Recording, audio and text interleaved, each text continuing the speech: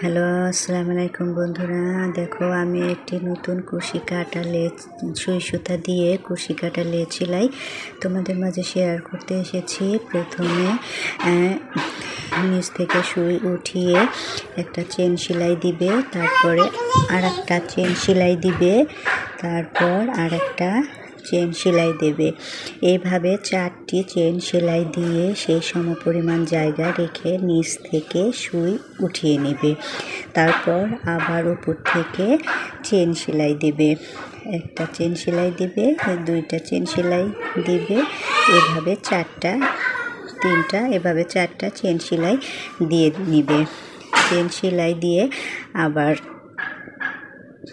নিচের দিকে সুই নামিয়ে উপরের দিকে উঠিয়ে আবারও এখান থেকে এইভাবে চেন সেলাই দিবে। যারা কুশি কাটা সেলাই করতে পারো না, জামার নিচে, হাতায়, ওড়নার চারপাশে, বাচ্চাদের ফ্রকের নিচে এরকম সুন্দর সুই সুতা দিয়ে কুশি কাটা সেলাই করলে খুবই সুন্দর দেখতে লাগে। একদম মনে হয় যে এটা কুশি কাটা দিয়েই সেলাই করা, কেউ ধরতেই পারবে না যে এটা সুই সুতা দিয়ে সেলাই করা হয়েছে।